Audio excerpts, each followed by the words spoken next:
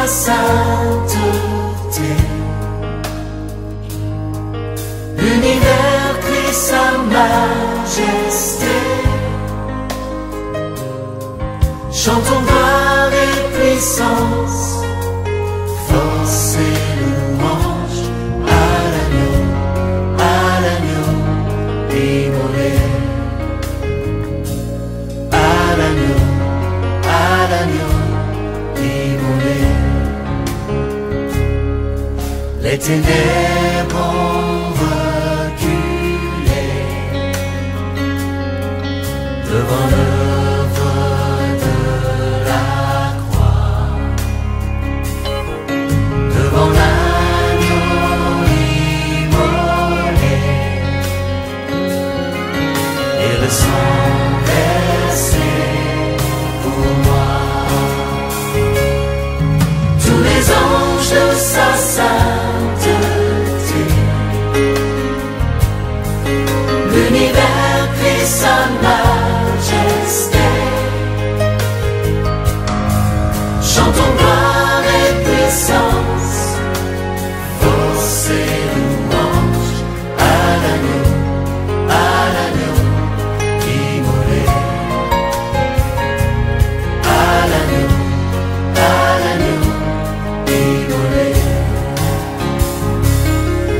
De la vie qu'il a donnée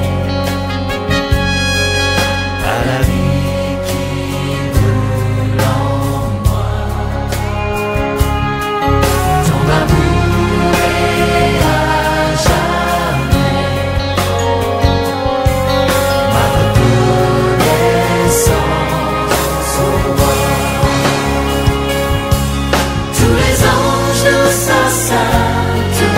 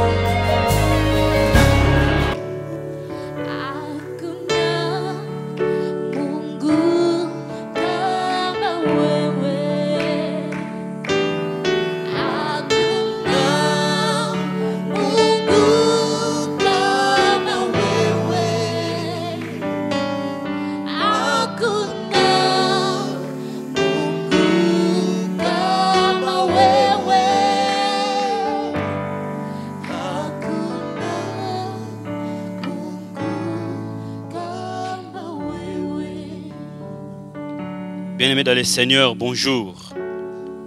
Nous vous saluons par le nom précieux de notre Seigneur Jésus-Christ, partout là où vous vous trouvez. Croyons et croyez avec moi que le Seigneur est avec vous. Il est ici présent aussi. Il s'appelle l'Omniprésent. Nous bénissons le Seigneur qui nous unit par son esprit ce matin pour le louer, l'adorer, le célébrer.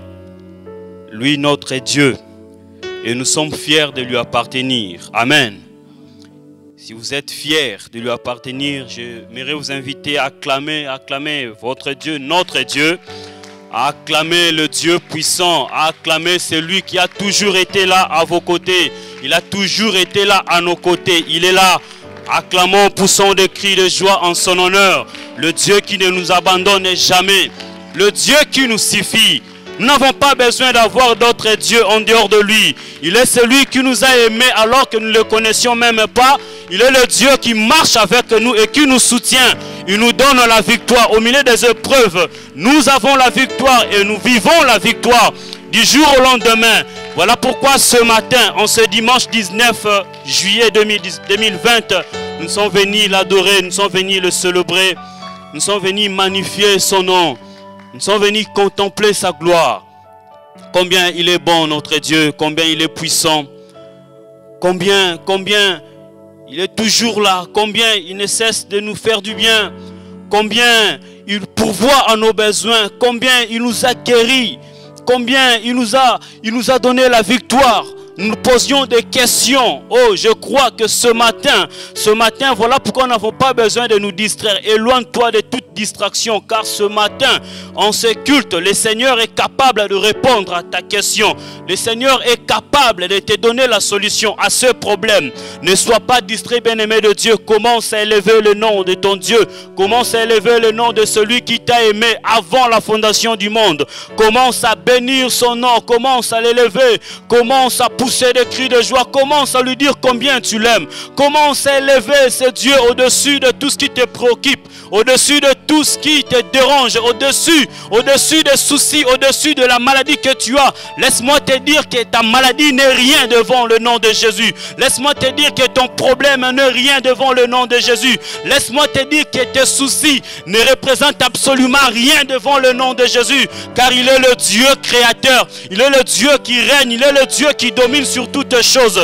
Il est le Dieu qui opère de miracles. Même ce matin, il est capable de faire quelque chose dans ta vie. Même ce matin, il est capable de te relever. Ce matin, il est capable de te sortir de ta chambre. Il est capable de te lever. Alléluia. Il est capable d'essuyer tes larmes. Il est capable de te redonner la joie. Il est capable. Notre Dieu est capable. Oh, élève-le, élève-le, élève-le. Reconnais qu'il est puissant. Reconnais qu'il est puissant. Reconnais qu'il est puissant. Reconnais qu'il est capable. Il est capable de te donner la victoire. Il est capable. Il est capable. Rien ne lui est impossible. Rien ne lui est impossible. Alléluia. Il est merveilleux. Notre Dieu est merveilleux. Le Dieu qui règne. Le Dieu qui agit au-delà de nos attendements. Il agit, il opère au-delà de nos imaginations. Il est le Dieu qui agit, qui nous surprend toujours agréablement. Le Dieu qui change nos pleurs en cris de joie. Le Dieu qui essuie nos larmes, même les larmes qui coulent au fond du cœur. Il est le Dieu puissant. Il mérite nos louanges. Il mérite notre adoration. Il mérite d'être célébré. Il mérite d'être psalmodié. Il mérite d'être adoré. Alléluia. Tu es digne, Seigneur. Tu es digne d'être levé. Tu es digne, Seigneur. Alléluia. D'être chanté. Tu es digne. Il n'y a point de Dieu comme toi, Jésus. Il n'y a point de Dieu comme toi, Jésus. Reçois la gloire, l'honneur, puissance et majesté. Alléluia. Alléluia. Oh Jésus, sur toi nous appuyons. Alléluia. Alléluia. Le Dieu de toute espérance, c'est toi, Jésus. Alléluia. Le Dieu qui comble nos cœurs de joie, c'est toi Jésus. Le Dieu de notre paix, c'est toi Jésus. Le Dieu de notre sécurité, c'est toi Jésus. Alléluia. Le Dieu de notre santé, c'est toi Jésus. Alléluia. Le Dieu de notre réussite, c'est toi Jésus. Alléluia. Avec toi Seigneur, nous marchons. Avec toi nous courons. Et rien ne peut nous empêcher. Rien ne peut nous arrêter. Car tu es là Seigneur. Tu es là à nos côtés. Alléluia. Alléluia. Alléluia. Nous reconnaissons que tu es Dieu et que tu règnes, Seigneur, au-dessus de tout. Nous reconnaissons que tu es Dieu, que tu contrôles toutes les choses. Alléluia. Oh Jésus, tu n'as jamais été surpris par les circonstances, par les événements. Alléluia. Car tu as le contrôle de toutes les choses. Jésus, le Créateur incréé, c'est toi, Jésus. Alléluia. Alléluia. Alléluia. Jésus. Oh, gloire à toi, l'agneau de Dieu. Gloire à toi, le Dieu puissant. Gloire à toi, Jésus. Alléluia. Le Dieu qui ferait le chemin même dans la mer. Gloire à toi, Jésus. L'impossible n'est pas de Dieu. L'impossible n'est pas toi, Jésus. Alléluia. Alléluia. Tu es digne, Seigneur. Tu es digne, Seigneur. Tu es digne, Jésus. Tu es digne, Jésus. Alléluia. Alléluia. Alléluia. Considère combien il est grand. Considère combien il est puissant. Alléluia. Considère combien il est redoutable. C'est Dieu. Alléluia. Alléluia. Le Dieu qui nous donne la victoire sur nos ennemis. Alléluia. C'est ce Dieu que nous sommes venus chanter. C'est ce Dieu que nous célébrons. Il est le Dieu qui vit, qui règne à jamais. Alléluia. Alléluia. Jésus. Jésus. Jésus. Alléluia. La solution à tous nos problèmes, c'est toi, Jésus. Alléluia. Alléluia. Oh, gloire à toi, Jésus. Nos regards sont tournés vers toi. Alléluia. Auprès de qui nous recevons toutes choses. Alléluia. Tu es Dieu incomparable. Tu es Dieu l'irremplaçable. Tu es Dieu, tu règnes. Alléluia. Jésus. Oh, nous te chantons, Seigneur. Nous te chantons, Seigneur. Alléluia. Nous te chantons, Seigneur. Seigneur, tu es dit de louange. Oh, gloire. À ton nom de gloire ce matin, Seigneur. Tu es dit d'être acclamé, Seigneur. Tu es dit d'être élevé, Jésus. Seigneur, à toi c'est l'honneur et la gloire. De maintenant et à jamais, Seigneur. Merci, Jésus. Alléluia. Que ton nom soit béni, Seigneur. Que ton nom soit loué, Jésus. Reçois l'honneur ce matin. Il est beau chacun c'était. Alléluia. Alléluia. Alléluia. Alléluia. Matondo mingi nkolo. Matondo mingi. Matondo mingi kolo Yesu matondo mingi. Kolo Yesu matondo mingi na yoe. Matondo mingi. Alléluia. Matondo mingi kolo Yesu matondo mingi. Kolo Yesu matondo mingi na yoe. Matondo mingi. Matondo mingi kolo Yesu matondo mingi. Kolo Yesu yozwa lokumu ya yae. Yozwa lokumu. Ozwa lokumu. Ozwa lokumu. Kolo Yesu yozwa lokumu. Kolo yozwa lokumu papa. Ozwa lokumu. Ozwa lokumu. Ozwa lokumu na tongwa lelo. Tokumisi yo.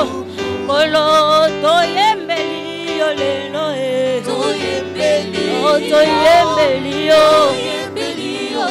Alléluia, tu es dit. Oh kumama, Yahweh kumama, Yahweh kumama, Ozali Nzambe. Kumama, Yahweh kumama, Yahweh kumama, Ozali Nzambe. Oh kumama, Yahweh kumama, Yahweh kumama, Ozali Nzambe. Kumama, Yahweh kumama, Yahweh kumama, Ozali Nzambe. Oh kumama, likolo na nyoso kumama, Yesu ozali Nzambe. Alléluia. Oh kumama, mopesi na nyoso kumama, Yesu ozali Nzambe. Alléluia. Soki na kokumisa yote o ya nanga, ata mabange kobeta maboko. Soki na kobinela yote o masiya nanga, ata bandeke kobeta milolo soki nakumisi yo te o yaya nanga ata mabange kobeta maboko Alléluia yes yes soki nasanzoli yo te o yaya nanga ata bandeke kobeta milolo Yesu elonga na ngai maleluya Yesu elonga na ngai maleluya Yahweh kuma Yesu elonga na ngai kuma maleluya Yahweh kuma Yesu elonga na ngai kuma maleluya Yahweh kuma Yesu elonga na ngai kuma maleluya Yahweh kuma yonde makasi na ngai kuma maleluya Yahweh kuma oh Elohim maleluya Yahweh kuma Sabaoth kuma maleluya Yahweh kuma Yesu elonga na ngai maleluya Yahweh kuma Yesu makasi abasantu maleluya Yahweh kuma Yesu elonga na ngai maleluya Yahweh kuma yonde natiaka motema maleluya Yahweh kuma Yesu elonga na ngai maleluya Yahweh kuma Yesu elonga na ngai maleluya Yahweh kuma Yesu elonga na ngai maleluya Yahweh kuma Yesu elonga na ngai maleluya Yahweh kuma Yesu elonga na ngai maleluya Yahweh kuma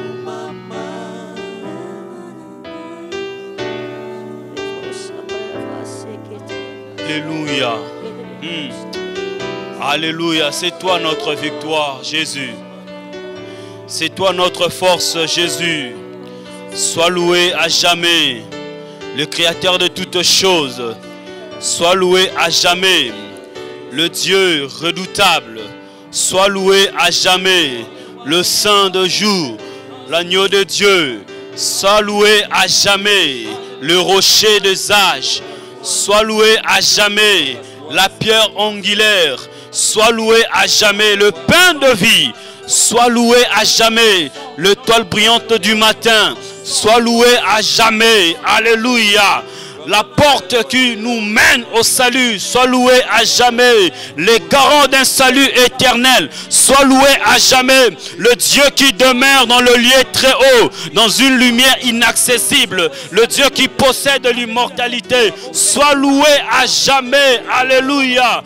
Le Dieu véritable, soit loué à jamais, alléluia. La force de faible, soit loué à jamais, alléluia. Le Dieu puissant, soit loué à jamais. Toi qui ne recules jamais devant un combat, sois loué à jamais. Vainqueur de Golgotha, sois loué à jamais. Le Dieu qui a vaincu la mort, sois loué à jamais, alléluia. Le Dieu saint, saint, saint, alléluia. Sois loué à jamais, alléluia.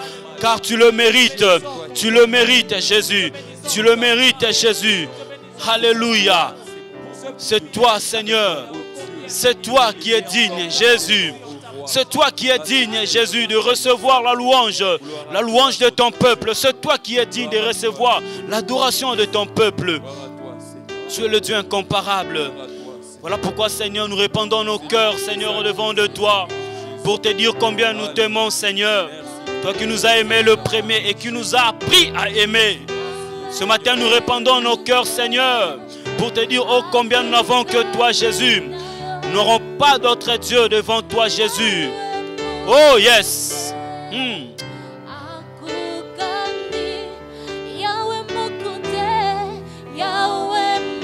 Gloire.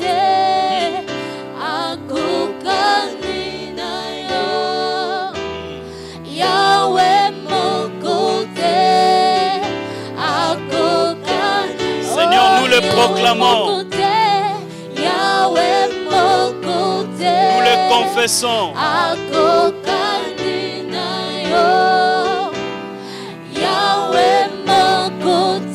Alléluia. Acclamons encore. Yahweh Mokote. Oh yes. Akokanina. Yahweh Mokote. Yahweh Mokote. Akokanina. Yahweh Mokote. Yahweh Mokote. Akokanina yo. Yahweh Mokote. Akokanina yo. Alléluia. Oh, oh. Jésus. Jésus. Alléluia. Alléluia. Jésus. Il n'y a point de Dieu comme toi, Seigneur.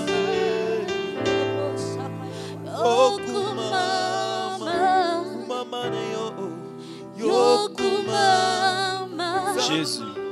Alléluia. Il a déployé en Christ en le ressuscitant de mort et en le faisant asseoir à sa droite dans le lieu céleste, au-dessus de toute domination, de toute autorité, de toute puissance, de toute dignité et de tout nom qui se peut nommer, non seulement dans le siècle présent, mais encore dans les siècles à venir. Il a tout mis sous ses pieds et il a donné pour chef suprême à l'Église, qui est son corps, la plénitude de celui qui remplit tout en tous. Est-ce que nous pouvons acclamer Jésus-Christ? Jésus-Christ, nous l'acclamons, nous poussons des cris de joie. Celui qui mérite nos acclamations, lui seul mérite nos acclamations. Alléluia, nous poussons des cris de joie. Nous poussons des cris de joie. Gloire à Dieu. Amen. Nous bénissons le Seigneur. Nous voulons écouter sa parole. Cette parole qui donne la vie. Cette parole qui essuie les larmes. Ce n'est pas le genre de problème qui te dérange. J'aimerais te dire que ton Père a quelque chose à te dire ce matin. Ton Père a quelque chose à t'adresser ce matin. Alors que tu as prêt ton cœur à recevoir cette parole, je t'invite à acclamer, j'invite l'aumônier. Nous acclamons la parole alors que l'aumônier s'avance.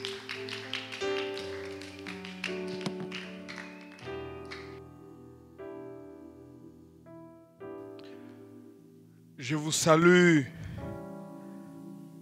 dans le glorieux nom de notre Seigneur et Sauveur Jésus-Christ.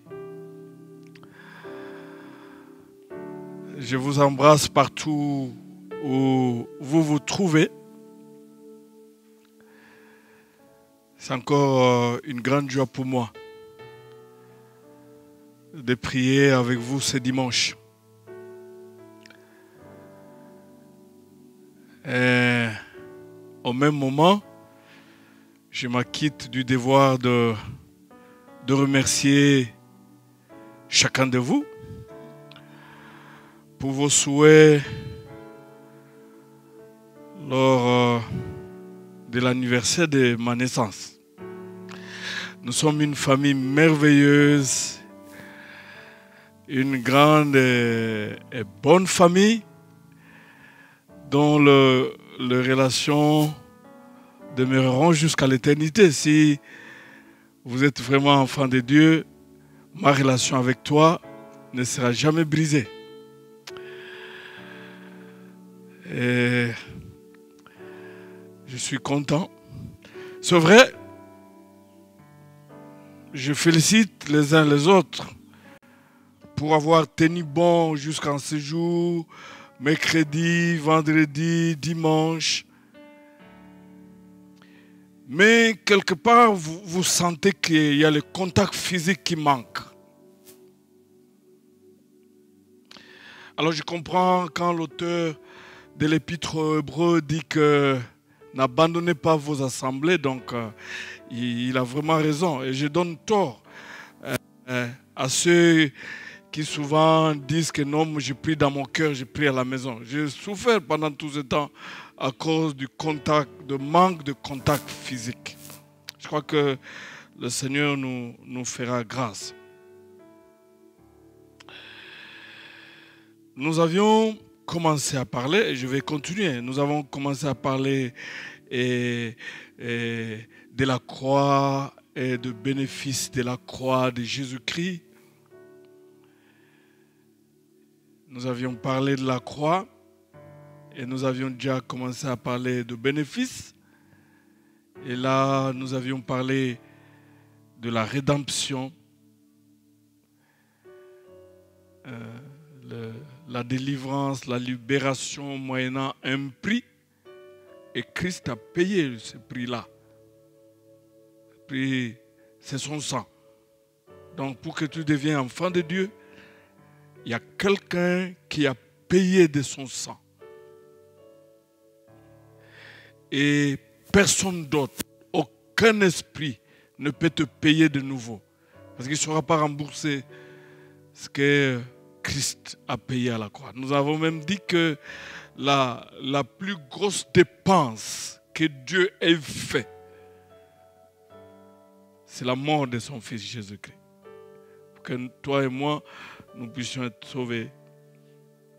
Et c'est merveilleux. Et nous avions parlé aussi de l'adoption. Vous avez été adoptés.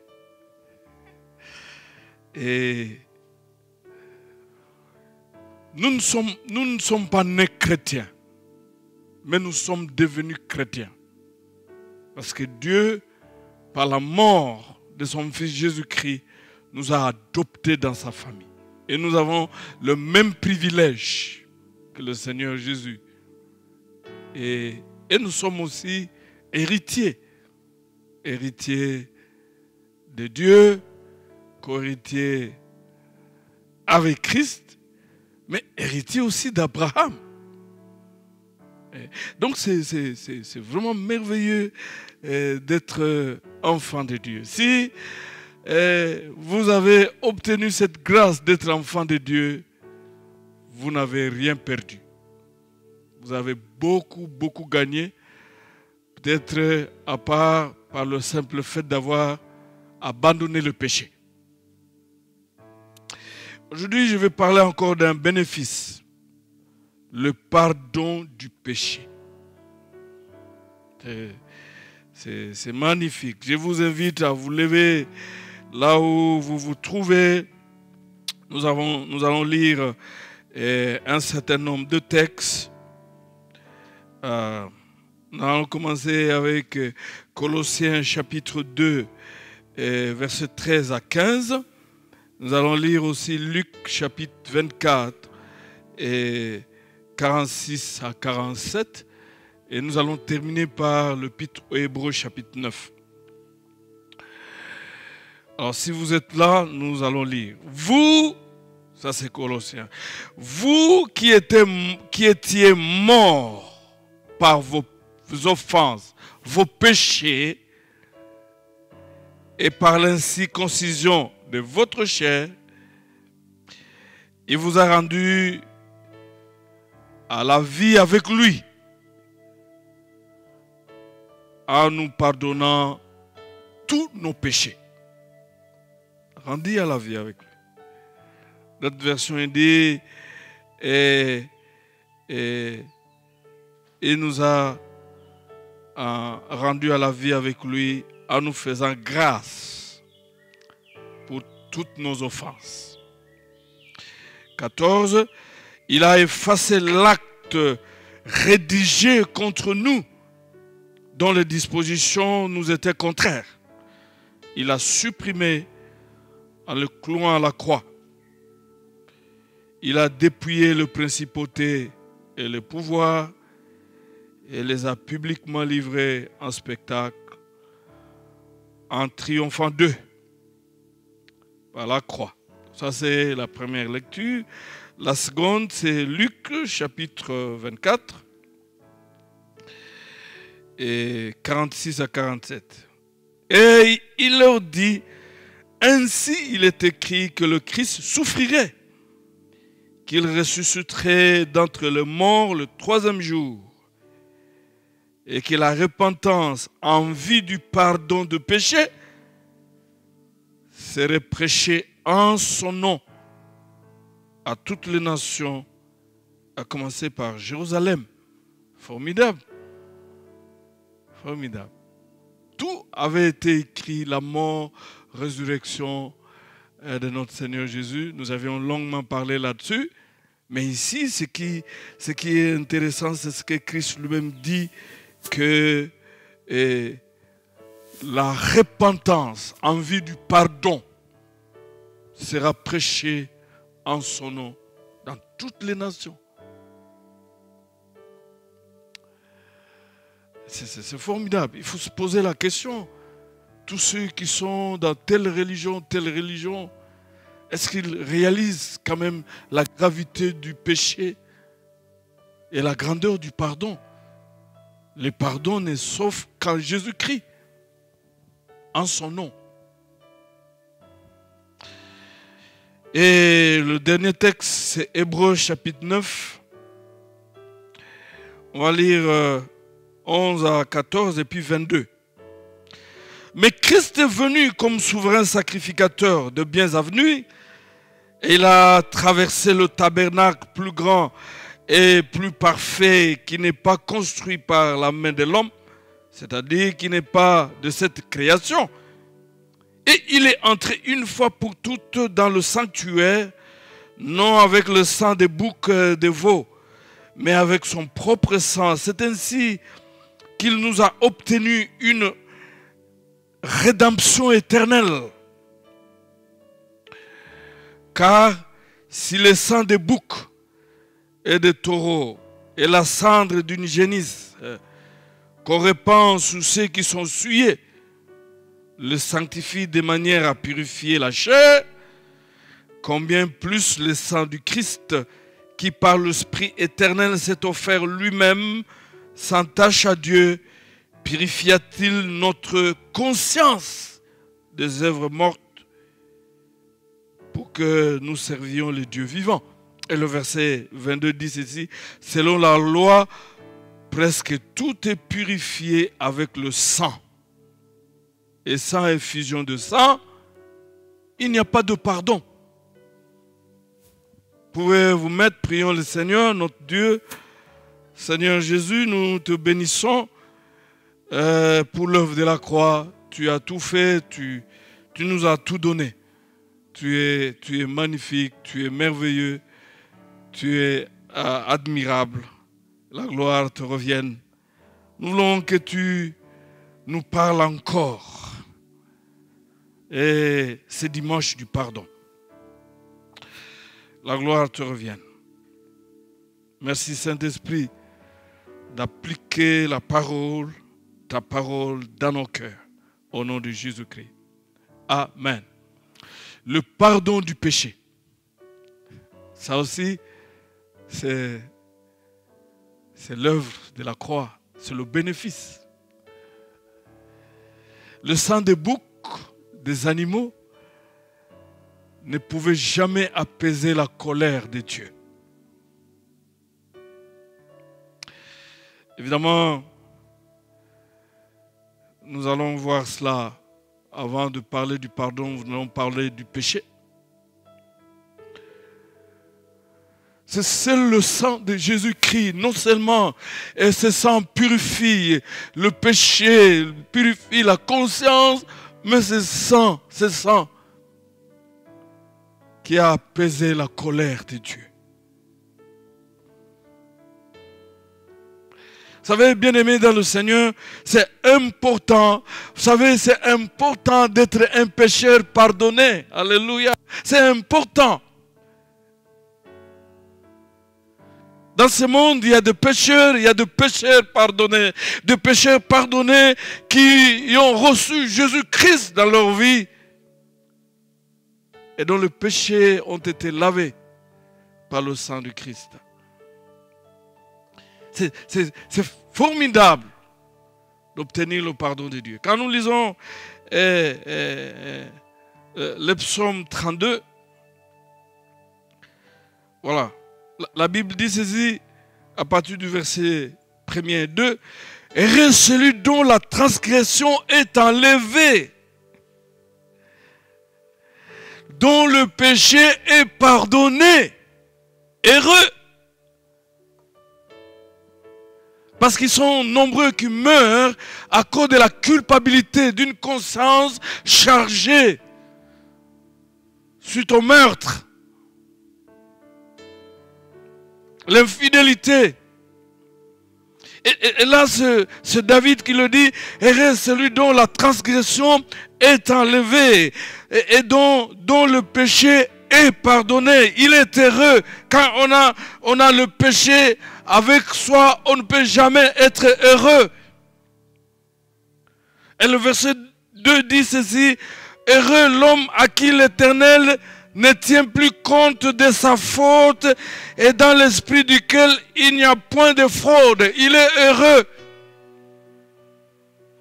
Vous pouvez avoir toutes les richesses du monde, mais quand vous avez le péché en vous, vous êtes un ennemi de Dieu, vous n'êtes pas heureux. Et le verset 3, il dit ceci, tant que je me suis tu, mes os se consumaient. Je gémissais toute la journée. Car nuit et jour, ta main pesait sur moi. Ma vigueur n'était plus que sécheresse, comme celle de l'été. Je te fais connaître mon péché. Je n'ai pas couvert ma faute. J'ai dit, je confesserai mes transgressions à l'Éternel. Et toi, tu as enlevé la faute de mes péchés. Waouh! Heureux! Ils ne sont pas heureux ceux qui gardent encore de péchés non confessés. Ils ne sont pas heureux, ils sont dans le tourment. Et David dit que je me sentais consumé. Bien-aimé, une de guérison intérieure, c'est de voir ses péchés être pardonnés. Beaucoup de maladies ici qui ont comme cause, source, le péché. Donc le problème entre Dieu et l'homme, depuis le jardin d'Éden jusqu'à ce jour, c'est le péché. Les problèmes dans nos sociétés, les problèmes dans nos familles, les problèmes dans nos églises, c'est le péché. C'est le péché qui brise notre relation avec Dieu. Le péché brise la relation avec Dieu. Le péché brise la relation avec son prochain. Qu'est-ce que le péché? On va parler de pardon. Quand nous venons dans l'Ancien Testament, la première signification du péché, c'est manquer la cible, échouer. C'est montrer incapable d'atteindre son but ou de respecter la norme. Vous allez lire à la maison Juge chapitre 20, verset 16. Job chapitre 5, verset 24. Proverbe chapitre 8, verset 6. Manquer le but. Dévier. S'égarer.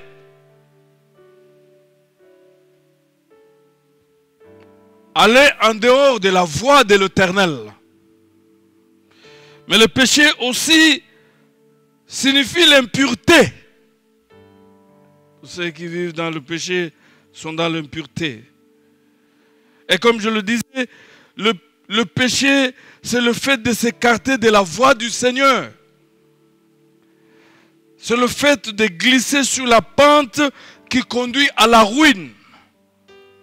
Proverbe 9, verset 18.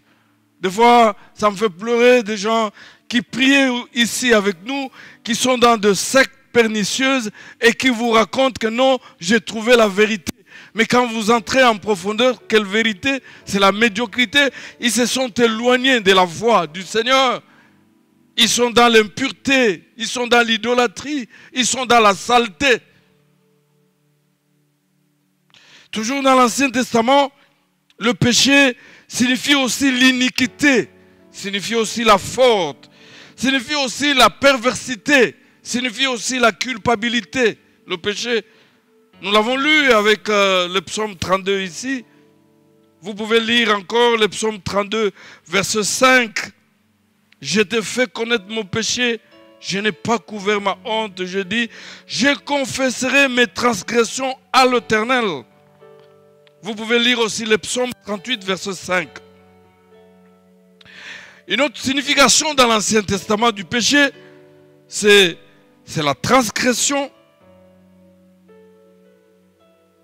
c'est la révolte, c'est la rébellion. Le péché, c'est un crime. Le péché, c'est l'image du rejet de l'autorité de Dieu. Quand nous vivons dans le péché, nous commettons de crimes vis-à-vis de Dieu. Nous rejetons son autorité. Peu importe nos responsabilités, peu importe le temps qu'on a passé à l'église, quand nous vivons dans le péché, nous vivons dans la rébellion, nous vivons dans la révolte, nous rejetons l'autorité de Dieu.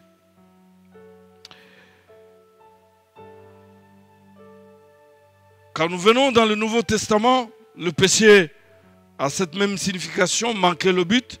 Mais une autre signification du péché dans le Nouveau Testament, c'est l'iniquité, c'est l'injustice, c'est le rejet de la loi,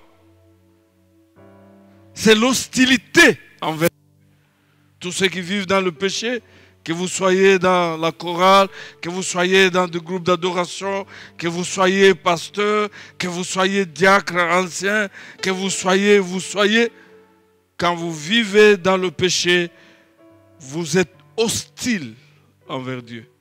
Et c'est la raison pour laquelle nous prions et que les choses ne marchent pas. Il faut commencer là-bas. Vous êtes hostile envers Dieu parce que vous vivez dans le péché. J'aimerais quand même qu'on lise 1 Jean chapitre 5 verset 17. On peut lire rapidement 1 Jean, voilà. 1 Jean chapitre 5 verset 17. Qu'est-ce que le texte dit? Voilà. Toute injustice est un péché. Et y a tel péché qui ne mène pas à la mort? Toute injustice. Ça doit interpeller même le parent, ça doit interpeller même notre nation, ça doit interpeller même les autorités. Ça doit interpeller.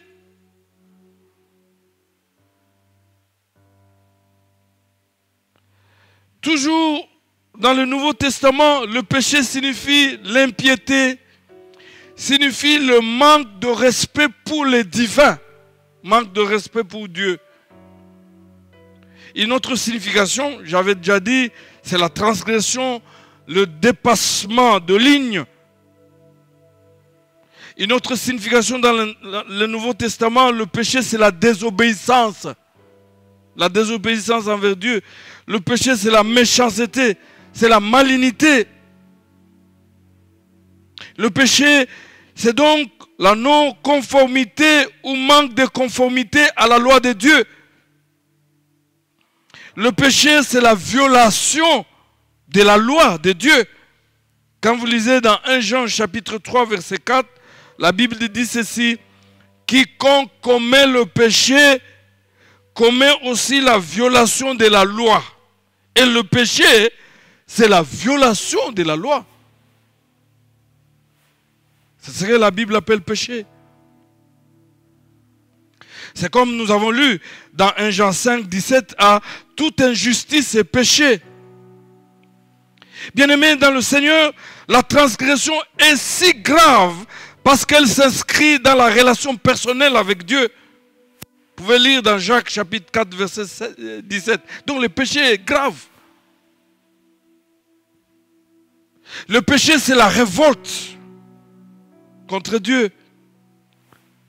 Le péché défie la volonté de Dieu révélée dans sa parole. Le péché, c'est la trahison. Quiconque vit dans le péché, il trahit Dieu. Le péché, c'est l'ingratitude vis-à-vis de l'Éternel. Le péché, c'est la déloyauté. Le péché, c'est l'insulte vis-à-vis de Dieu et de sa sainteté. Un véritable enfant de Dieu prend le péché au sérieux.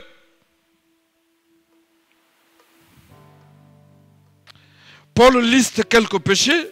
Je vais lire seulement le texte. Ne savez-vous pas que les injustes n'hériteront pas le royaume de Dieu? Ne vous y trompez pas. Ni les débauchés, ni les idolâtres, ni les adultères, ni les dépravés, ni les homosexuels, ni les voleurs, ni les cupides, ni les ivrognes, ni les insulteurs, ni les accapareurs n'hériteront le royaume de Dieu. Et c'est là ce que vous étiez quelques-uns d'entre vous. Mais vous avez été lavés, mais vous avez été sanctifiés, mais vous avez été justifiés au nom du Seigneur Jésus-Christ et par l'Esprit de notre Dieu. Ce que j'ai beaucoup aimé ici, Paul avait déjà parlé de l'homosexualité. Je me pose la question, le pays qui adopte des lois qui approuvent l'homosexualité, Paul avait déjà parlé que c'était un péché. Et les gens qui commettent ce genre de choses n'hériteront jamais le royaume des cieux. Vous pouvez lire encore dans Galates chapitre 5, 19 à 21. Vous allez voir ce genre de choses. Donc le péché est grave. Le grand combat spirituel, c'est combattre contre le péché.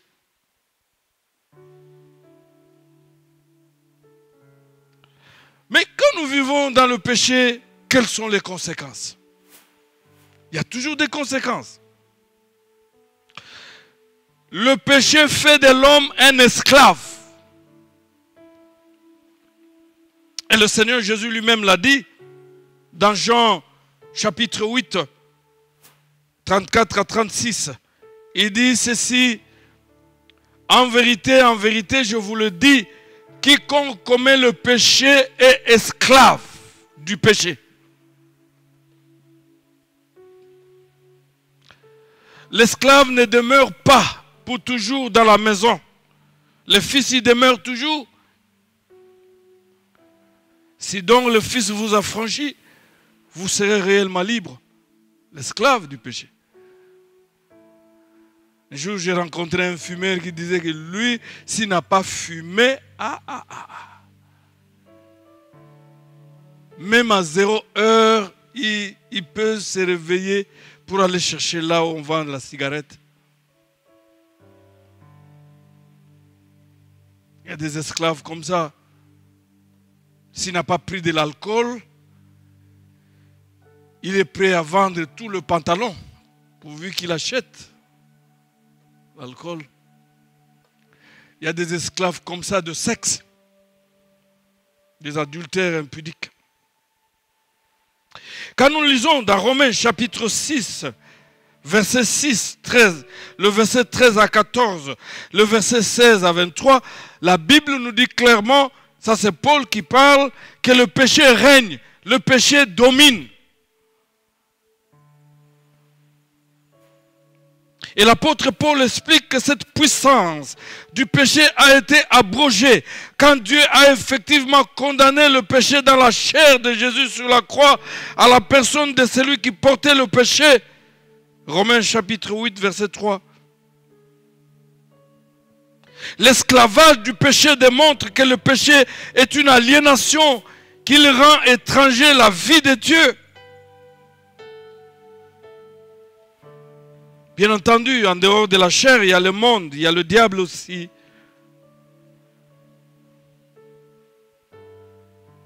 Quand vous vivez dans le péché, la première conséquence, c'est que le péché devient le maître de votre vie. Le péché domine sur vous. Comme le Seigneur Jésus l'a dit, quiconque commet le péché est esclave du péché. Et ils sont nombreux comme ça dans l'église, avec le ministère, ils sont engagés et dans des structures de l'église, mais esclaves du péché. Esclaves de la pornographie.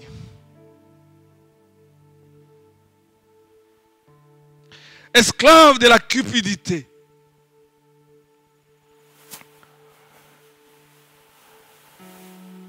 La deuxième conséquence, c'est la culpabilité. Ceux qui vivent dans le péché, si réellement ils sont enfants de Dieu, ils ne vivent que dans la culpabilité. Ils ne sont pas tranquilles. Nous l'avons vu avec David. Il dit, je sentais comme si mes os se consumaient. Une troisième conséquence, c'est l'exigence de la peine.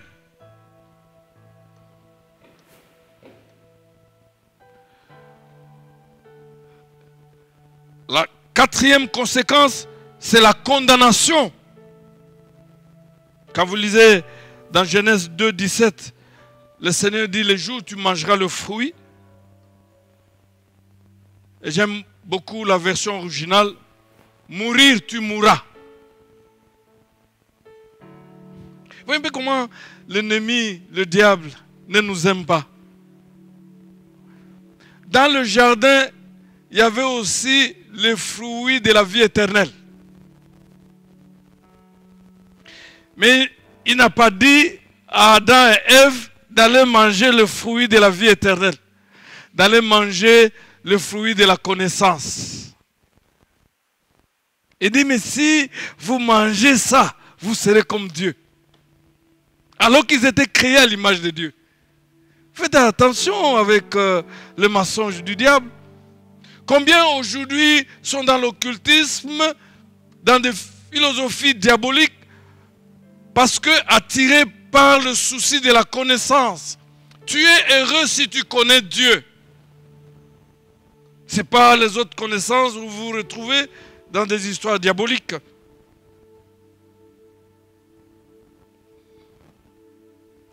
Une autre conséquence à la condamnation, c'est le châtiment. Quand vous lisez dans Galates chapitre 6, verset 7 et suivant, la Bible dit, on ne se moque pas de Dieu. Ce que tu sèmes, tu le récolteras. Le châtiment adéquat du péché, son salaire, c'est la mort. Vous pouvez lire dans Romains 6, 23. Vous avez la mort physique, comme nous avons lu dans Genèse chapitre 2. Mais vous avez aussi la mort spirituelle. Romains chapitre 6, verset 23. 2 Thessaloniciens chapitre 1, verset 9. Éphésiens chapitre 2, verset 1. La mort spirituelle. Le salaire du péché, c'est la mort. La séparation avec Dieu. Mais il y a aussi la mort éternelle. La mort éternelle, ceux qui vivent dans le péché sont morts éternellement. Une autre conséquence, ce sont les souffrances et les maladies. Dieu n'a pas créé Adam malade, n'a pas créé Ève malade. Toutes ces histoires sont venues après le péché, la chute. Quand nous lisons dans Ésaïe 53, je reviens souvent dans la méditation sur ce chapitre. À partir du verset 4, le prophète dit ceci, certes, ce sont nos souffrances qu'il a portées. C'est dans nos douleurs qu'il s'est chargé. Et nous l'avons considéré comme atteint d'une plaie, comme puni de Dieu, comme frappé par Dieu et humilié par Dieu. Mais il était transpercé à cause de nos crimes, écrasé à cause de nos fautes. le châtiment qui nous donne la paix est tombé sur lui. Et c'est par ce maître sûr que nous sommes guéris. Voilà. Comment lier la mort du Christ à la croix avec les souffrances?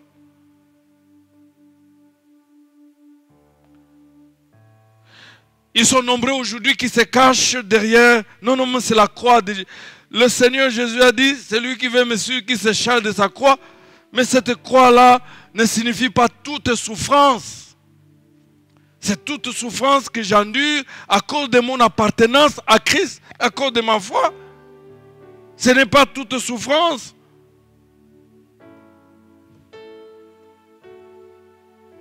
Sur la croix, Christ a porté et la cause qui est le péché et les conséquences qui sont les souffrances et tout autre. Les conséquences, ce sont les souffrances, ce sont les douleurs, ce sont les maladies, c'est le manque de bien-être. Et le châtiment qui nous donne la paix est tombé sur lui. Il ne faut pas être naïf, accepter n'importe quelle souffrance. Il y a d'autres souffrances qui viennent du diable. Il y a d'autres souffrances qui viennent des alliances de nos familles. Il y a d'autres souffrances qui viennent à cause de nos propres péchés. Toute souffrance ne signifie pas la croix. Mais sur la croix, le Seigneur a porté nos douleurs, nos souffrances. Et d'ailleurs, voyez, lisez un peu Jacques, chapitre 5, à partir du verset 13. Quelqu'un parmi vous est-il dans la souffrance qu'il prie? Quelqu'un est-il dans la joie qu'il chante des cantiques? Quelqu'un parmi vous est-il malade qu'il appelle les anciens de l'église et que ceux-ci prient pour lui en loignant d'huile au nom du Seigneur Jésus? La prière de la foi sauvera le malade et le Seigneur le relèvera. Et s'il a commis de péché, il lui sera pardonné. C'est clair. Bien-aimés dans le Seigneur, je voulais tirer l'attention de tout le monde. On ne dit pas ici qu'on est guéri parce qu'on est oint d'huile. Non. On est guéri à cause de la prière faite par la foi. Parce qu'ici, l'huile, il y a toutes sortes d'huiles dans la ville ici. Toutes sortes d'huiles. Nous ne savons pas d'autres d'huiles. L'huile, on les fabrique où?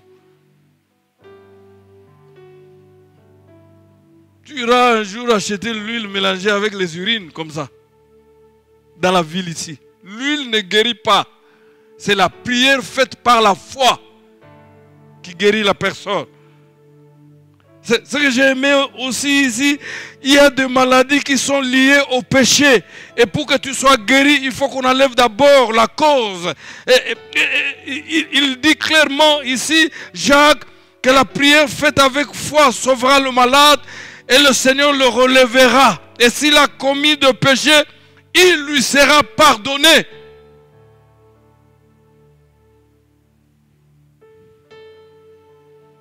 Il y a des gens qui ont visité tous les pasteurs, tous les prophètes, tous les sorciers. Ils ont terminé même, ils sont allés dans des formations ici, médicales, partout. La maladie ne se guérit pas. Le problème, la cause. Cette maladie n'a pas comme cause le virus. Mais c'est le péché. Et d'ailleurs, si nous on fouillait le péché comme on est en train de fouiller le coronavirus ici, mais ça dit que le monde entier, tous les présidents, même le Taboumbe qui c'est qui, la Trump là, tous nous on serait purifiés et nous vivrons un monde meilleur. Hein? Vivrons un monde meilleur. Donc, bien-aimés dans le Seigneur, je disais, vous voulez comprendre la grandeur du pardon dans la vie d'un homme, il faut comprendre la gravité du péché vis-à-vis de Dieu. Comment Dieu est choqué quand nous vivons dans le péché. Comment Dieu est blessé quand nous sommes hypocrites. Vous savez, Dieu il ne regarde pas ce qui frappe aux yeux, mais ce qui est dans le cœur. C'est comme ça qu'il pouvait accepter David.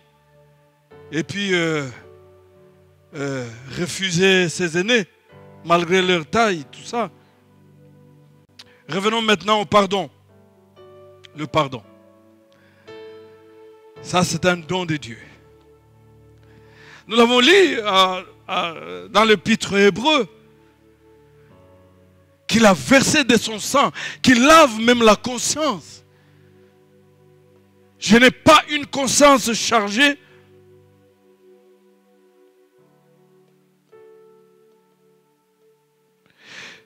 Quand nous revenons toujours dans l'Ancien Testament, pardonner signifie porter, emporter, enlever.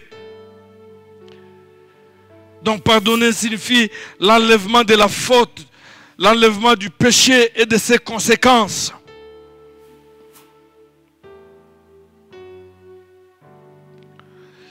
Quand vous lisez dans Lévitique chapitre 16, c'est intéressant. Le souverain sacrificateur devait prier pour le péché des Israélites. Il mettait ses deux mains sur le bouc. Il confessait le péché des Israélites et on lâchait le bouc dans le désert pour dire que c'est enlevé, c'est parti. Le péché, c'est parti. Le monde scientifique parle de bouc émissaire. Mais quand Jésus meurt sur la croix, ce n'est plus le bouc. C'est Dieu qui meurt sur la croix pour que le péché soit enlevé, effacé.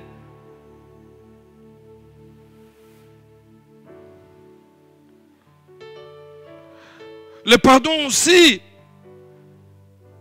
signifie ne pas se souvenir, ne plus tenir compte de la faute. Vous pouvez lire dans Jérémie chapitre 31, verset 34. Le psaume 25, verset 7. Ésaïe 43, verset 25. Ne plus se souvenir, ne plus tenir compte de la faute. Dieu dit, je ne me souviendrai plus. Je vais y arriver. Je ne me souviendrai plus. Parce qu'il y a de ce frère dans l'église, il dit, nous voulons, il dit, mais Seigneur, j'ai péché encore. Des fois, le Seigneur te pose la question, tu as péché encore quoi? Parce que je t'avais pardonné et puis j'avais oublié. J'y reviendrai. Pardonner signifie avoir compassion. 2. Vous pouvez lire Ésaïe 55, verset 7. Pardonner signifie effacer le péché. Pardonner signifie laisser passer la faute. Pardonner signifie couvrir la faute. Et quand nous venons dans le Nouveau Testament, mais c'est formidable. Pardonner signifie remettre le péché de quelqu'un. Ne pas tenir encore rigueur.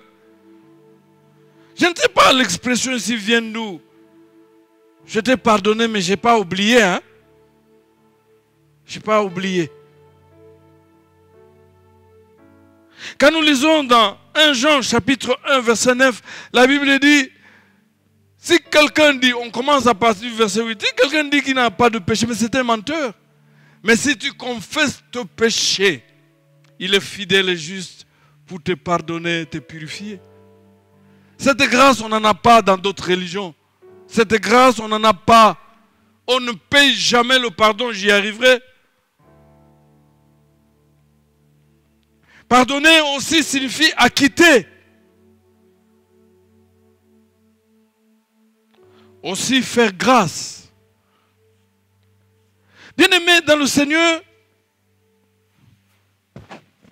quand vous prenez tous ces aspects du pardon, vous ne le trouvez nulle part si ce n'est qu'en Jésus-Christ. C'est à cause de son sacrifice sur la croix que Dieu pouvait nous acquitter. C'est à cause de son sacrifice sur la croix que Dieu pouvait nous faire grâce. C'est à cause de son sacrifice sur la croix que Dieu pouvait remettre la dette. C'est remettre la dette, pardonnez. Quelles sont les caractéristiques du pardon de Dieu? On va avancer un peu, on va prier. La première caractéristique du pardon de Dieu, le pardon de Dieu est gratuit. Parce que Christ a déjà payé. Gratuit. Vous pouvez amener une forte somme de la dîme. Dieu n'a pas besoin de ça. Ce qui amène Dieu de te pardonner, c'est la confession, c'est la repentance. Parce qu'ils sont nombreux dans l'église, ils vivent dans le péché, ils vivent dans des compromis graves. Mais en même temps, ils donnent beaucoup d'argent dans l'église. Nous allons acheter les chaises rouges. D'ailleurs, pendant ce moment, on a eu des dons de 40 chaises, je crois 50. Les gens ils viennent avec des chaises.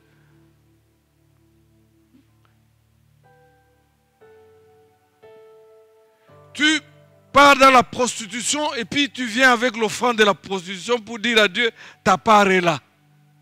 Ça n'apaise pas Dieu.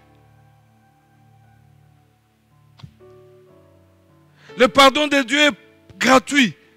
On ne l'achète jamais parce que Christ a déjà tout payé. Chers frères, je continue à revenir sur ça. Si tu es chrétien et tu n'es pas engagé dans l'œuvre du Seigneur, comment tu peux le reconnaître?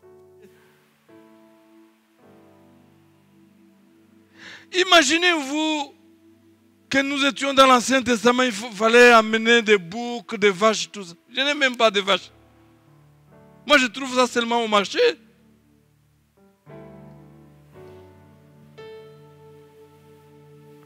Franchement, je dois vous avouer, si nous ne pouvons pas vivre pour Christ, alors on a perdu le nord.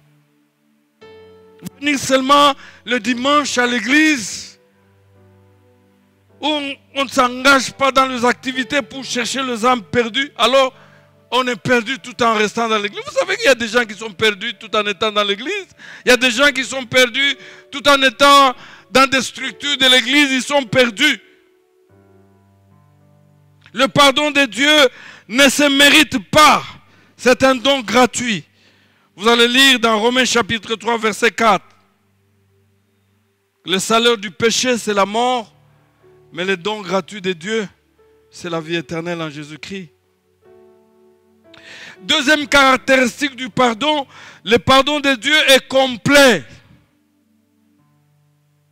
Nous n'avons rien à ajouter. Un pasteur n'a rien à ajouter. Un prophète n'a rien à ajouter. Un apôtre n'a rien à ajouter. Le pardon de Dieu est complet. Le salut de Dieu aussi est complet. Je crois que je vais revenir encore sur ces offrandes de sceller les histoires si on scelle quoi. Je vais y revenir encore. Parce qu'il y a de ceux qui n'aiment pas quand je touche. Ce que Christ a fait est total, complet à la croix. Tu n'as plus rien à faire. Tu n'as pas à sceller. Si ce n'est qu'à croire et vivre ces choses.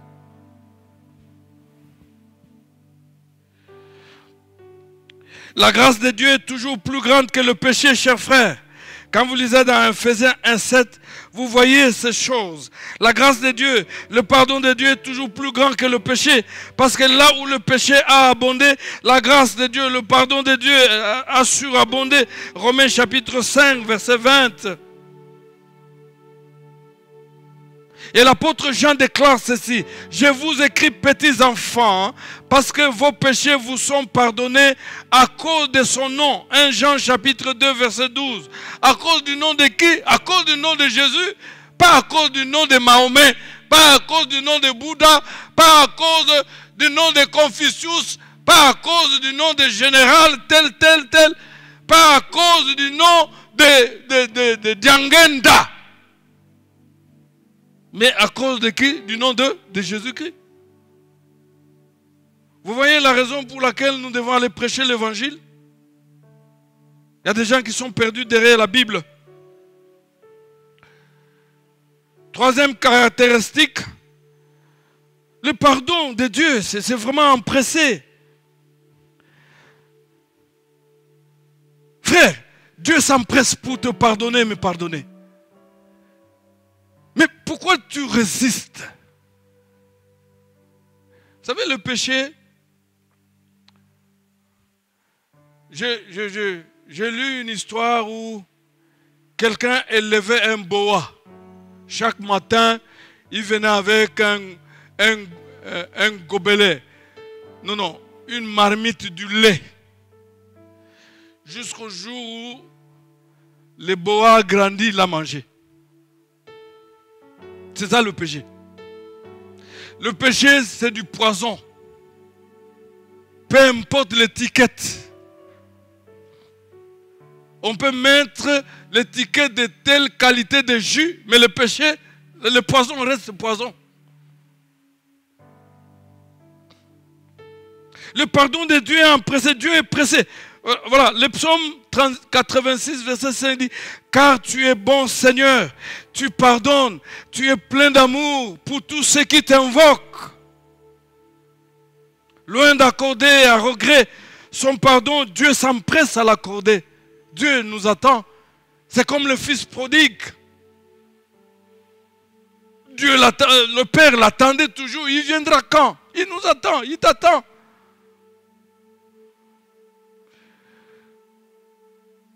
Quatrième caractéristique du pardon de Dieu, le pardon de Dieu est certain. Il faut croire au pardon de Dieu.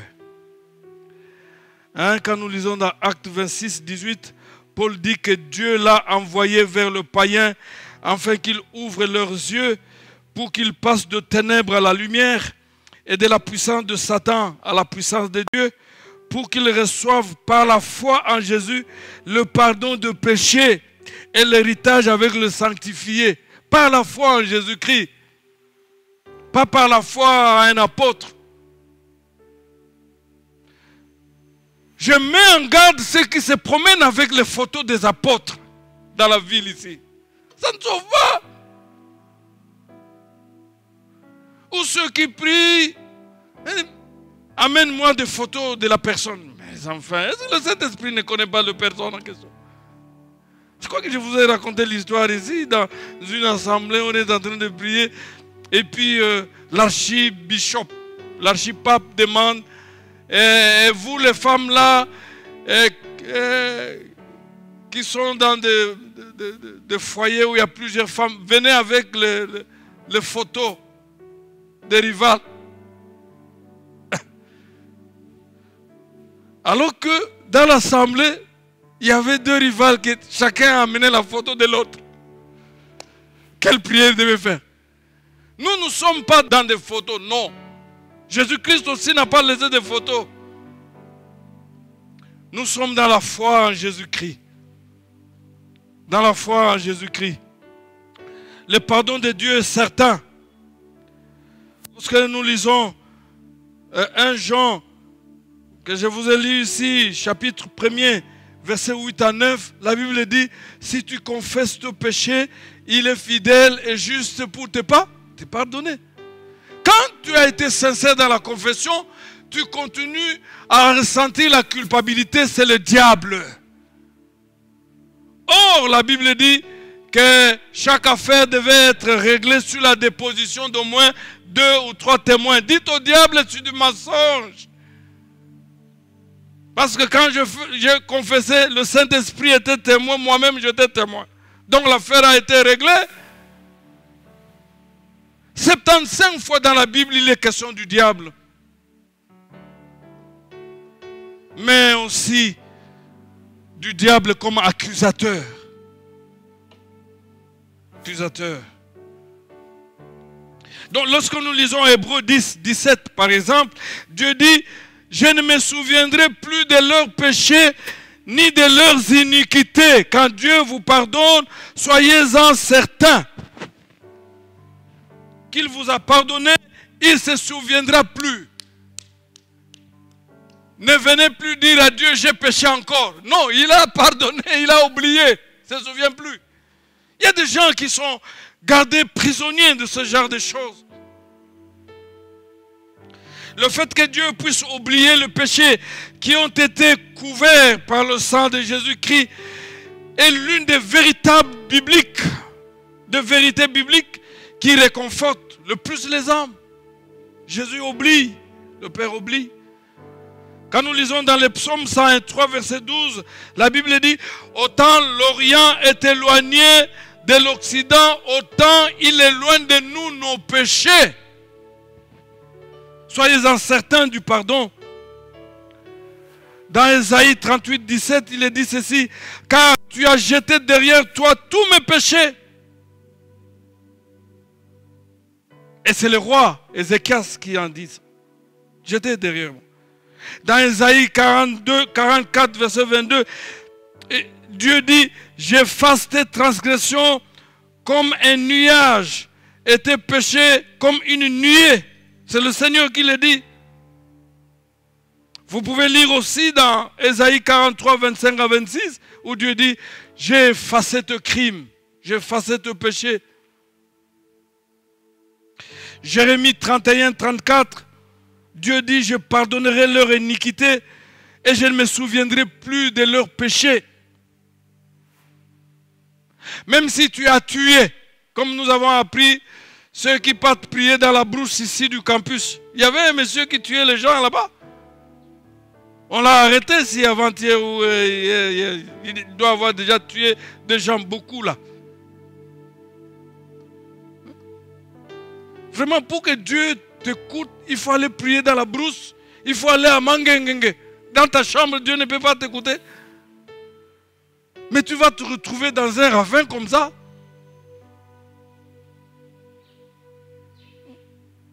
Si tu as confessé, même si tu as avorté, même si tu as assassiné, même si tu as fait quoi que ce soit, la Bible dit, si tu confesses tes péchés, il est fidèle et juste pour te pardonner et te purifier. Il ne se souviendra plus de ça, même si tu as empoisonné.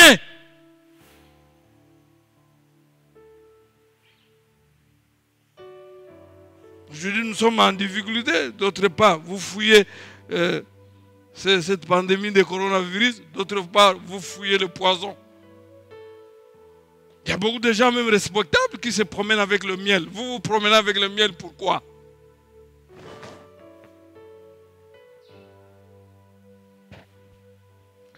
Lorsque nous confessons nos péchés, chers frères, en plus de nous le pardonner, le Seigneur les oublie instantanément. Il jette immédiatement nos péchés dans la mer de son oubli. Nous l'avons lu. Dernière caractéristique du pardon de Dieu, le pardon de Dieu est sans égal, frère. Et Michel, le prophète Michel a dit, quel Dieu est semblable à toi, qui pardonne l'iniquité, qui oublie le péché du reste de ton héritage. Michée chapitre 7 verset 18. Aucun des dieux de fausses religions offre un tel pardon. Bien-aimés dans le Seigneur, c'est l'occasion d'annoncer l'évangile. Il n'y a le pardon qu'en Jésus-Christ. Il n'y a que le sang de Jésus coulé à Golgotha qui efface nos péchés. Je vais vers la fin. Vous, chers frères et sœurs, vous qui éprouvez un sentiment de condamnation à cause de vos anciens péchés, je m'adresse à vous. Ces péchés s'interposent quand vous avez besoin de l'aide de Dieu. Et ces péchés vous déclarent indignes. Vous vacillez. Vous hésitez chaque fois que le diable vous le remet en tête. C'est le diable qui vous le remet en tête. Ces péchés vous freinent quand vous vous mettez à prier. Ces péchés vous accablent. C'est à vous que je m'adresse. Vous qui aimeriez vous débarrasser à jamais de ce genre de culpabilité. Vous qui recherchez sa justice et son pardon. Vous qui voulez que la question de vos péchés soit réglée une fois pour toutes. Sachez-le, chers frères, qu'il s'est chargé de vos péchés sur la croix. Et le châtiment qui vous donne la paix, qui me donne la paix, est tombé sur lui. Il a réglé cette question du péché. Et il donne le vrai pardon. Et quand il pardonne, il oublie. Il a subi le châtiment que vous et moi méritions. Et en ce dimanche, c'est votre seule raison de revendiquer le pardon de Dieu.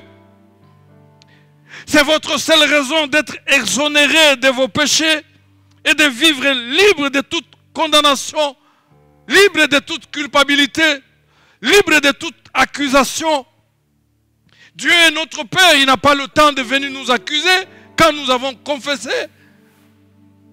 Combien sont prisonniers du péché passé alors qu'ils avaient confessé? Dieu les a oubliés. Il ne se souviendra plus jamais. Il est le Dieu de grâce. Vous pouvez vous lever là où vous êtes, nous allons prier. Quel bénéfice de la croix. Sans la croix, nous ne devions pas avoir le pardon de nos péchés. Oh, c'est magnifique. Sans la croix, nous devions vivre dans des condamnations, culpabilité, accusations. Mais c'est son sang qui a apaisé Dieu, apaisé la colère de Dieu. C'est le sang de Jésus-Christ.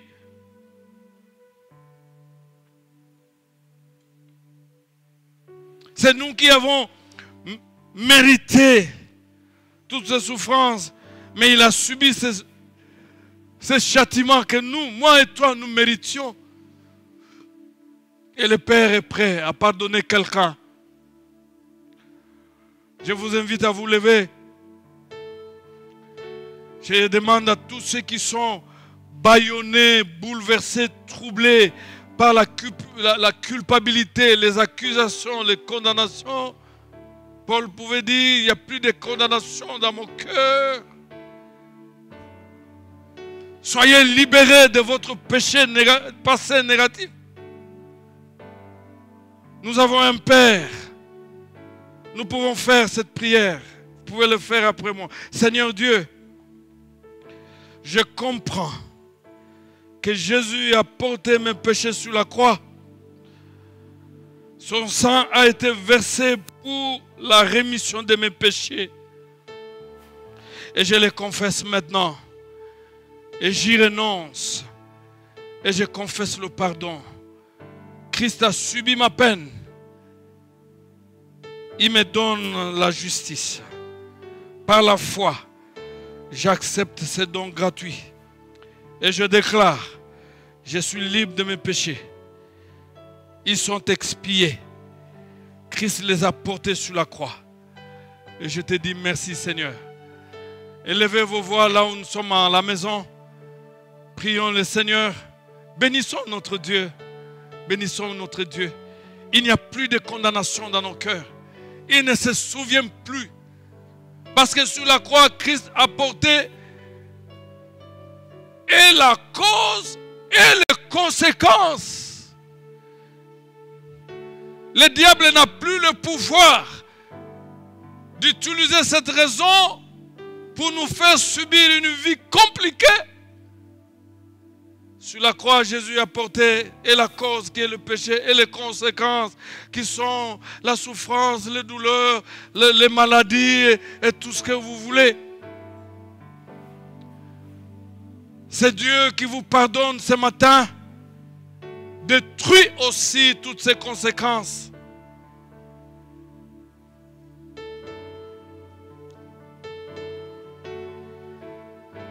Alléluia. Quelle bonne nouvelle. Christ a pris sur lui et la cause et les conséquences. Alléluia. Merci Jésus. Quelle bonne nouvelle. Alléluia. C'est pour nous un sujet de joie. Alléluia. Merci Jésus. Merci Jésus. Alléluia. D'avoir pris sur toi toute cette charge, la cause et les conséquences. Alléluia. Voilà pourquoi comme David, oui, nos âmes ont raison de bénir le nom de Dieu. Alléluia. Nos âmes ont raison de bénir car il est le Dieu qui guérit nos maladies et qui pardonne toutes nos iniquités. Gloire à Dieu. Alléluia. Merci Jésus. Merci Jésus. Nous n'avons plus raison de nous culpabiliser. Nous n'avons plus raison de nous poser des questions. Nous n'avons qu'à accepter, à célébrer le nom de Jésus, accepter le pardon. Merci Jésus. Merci Jésus. Alléluia. Nous vivons la liberté. Merci de nous avoir affranchis. Merci d'avoir fait tomber toutes ces chaînes. Merci d'avoir effacé tous ces actes qui nous condamnaient. Merci Jésus. Oui, nous pouvons t'acclamer encore. Nous t'acclamons Seigneur Jésus. Nous t'acclamons Seigneur Jésus. Nous t'acclamons Jésus. Merci pour l'œuvre de la croix. Merci pour l'œuvre de la croix. Aux lèvres de la croix, sans laquelle nous ne serons pas ce que nous sommes. Sans laquelle nous ne serons pas en train de t'acclamer. Oui Jésus, puisque tu es mort pour nous sur la croix. Puisque tu as pris sur toi nos peines. Tu as pris sur toi cette cause et toutes les conséquences. Seigneur, nous t'acclamons. Seigneur, nous poussons des cris de joie. Seigneur, nous sautons. Alléluia, nous poussons des cris d'allégresse. Oui, nous célébrons notre victoire sur le péché. Nous célébrons notre victoire sur le péché. Puisque Christ a vaincu le péché. Christ a vaincu la mort. Alléluia. Nous sommes plus que vainqueurs. Nous avons raison d'acclamer. Nous avons raison de pousser des cris de joie. Là où vous êtes bien-aimés, vous n'avez plus raison de pleurer. Vous n'avez plus raison de vous attrister. Vous n'avez plus raison de vous poser des questions. Vous n'avez plus raison de murmurer. Acceptez le pardon et célébrez la victoire de Jésus. Célébrons la victoire de Jésus. Célébrons la victoire de Jésus sur le péché, sur la maladie, sur les peines, sur les condamnations, sur les malédictions. Nous sommes plus que vainqueurs. Nous marchons tête haute. Nous sommes dans ce cortège royal. Nous avançons. Nous avançons. Alléluia. Gloire à Dieu. Merci Jésus. Merci Jésus. Alléluia. Alléluia. Alléluia. Oui, Jésus. Alléluia. Nous te bénissons. Nous voulons encore te chanter à guise de notre reconnaissance. Oui, Seigneur. Reçois l'offrande de nos cœurs. Alléluia. Reçois l'offrande de nos cœurs. Merci, Seigneur. Merci, Seigneur. Alléluia. Attaché à la croix pour moi. Alléluia. Il a pris mon péché, il m'a délivré. Attaché à la croix pour moi. Attaché à la croix pour moi. Attaché à la croix pour moi. Il a pris mon péché, il m'a délivré. Attaché à la croix pour attaché à la croix pour moi. Attaché à la croix pour moi. Il a pris mon péché, il m'a délivré. Attaché à la croix pour moi. Merci Seigneur Jésus-Christ, le Dieu de notre salut, le Dieu de notre liberté. Merci pour ton amour. Merci pour ta joie. Merci pour ta paix. Que ton nom soit béni. Au nom de Jésus. Amen. Amen. Nous acclamons pour le Seigneur. Alors que j'invite l'aumônier pour pouvoir clôturer ces cultes et à bénir le peuple de Dieu.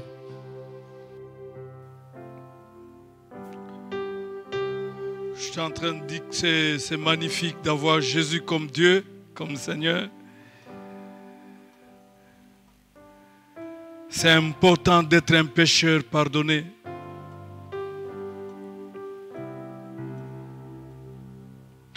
Sur la croix, Jésus a porté et nos péchés et ses conséquences. Le pardon de Dieu est plus grand que nos péchés. Le pardon de Dieu est sans égal. Combien c'est merveilleux. Je vais revenir encore sur le psaume 32 et puis on va prier. Et celui dont la transgression est enlevée, dont le péché est pardonné. Il est heureux. Heureux l'homme à qui l'Éternel ne tient plus compte de sa faute et dans l'esprit duquel il n'y a point de fraude. Il est heureux. Il est heureux. Seigneur, je te bénis parce que Jésus-Christ est la solution à tous les problèmes de l'homme. Et Jésus-Christ a résolu la question de toute l'humanité à la croix. Te disons merci parce que le pardon se trouve auprès de toi. Ta parole déclare que si tu gardais le souvenir du péché, qui pouvait se tenir dans ta présence? Mais le pardon se trouve auprès de toi. Sois loué, exalté à jamais. Nous prions, Seigneur, pour que l'esprit de la repentance qui amène au pardon anime les uns et les autres. L'esprit de la repentance qui amène à la confession et au renoncement anime les uns et les autres. Merci pour le pardon de nos péchés et de tous nos péchés. Et tu pardonnes tout péché. Merci d'avoir guéri le cœur blessé, de cœur esclave, de cœur se vautrant dans la condamnation, la culpabilité. Parce que le pardon est une puissance qui libère. Je le déclare libre dans le nom puissant de Jésus-Christ, par qui nous avons le pardon de nos péchés.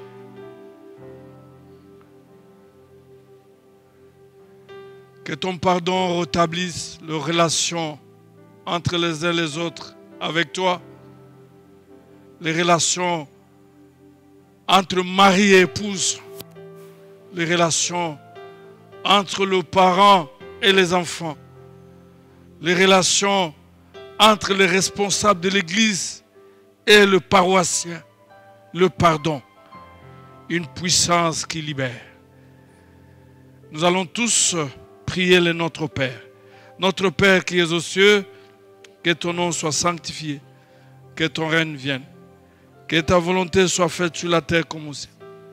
Donne-nous aujourd'hui notre pain de ce jour. Pardonne-nous nos offenses, comme nous pardonnons aussi à ceux qui nous ont offensés. Ne nous soumets pas à la tentation, mais délivre-nous du mal. Car c'est à toi qu'appartiennent le règne, la puissance et la gloire pour les siècles de siècles. Amen. Bon dimanche et bon début de la semaine.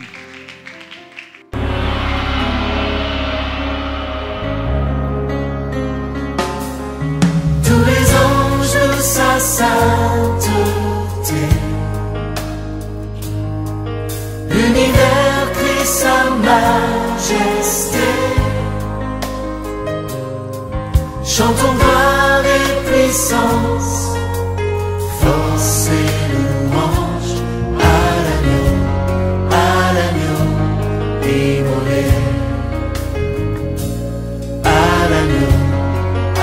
l'agneau immolé. Les ténèbres ont reculé devant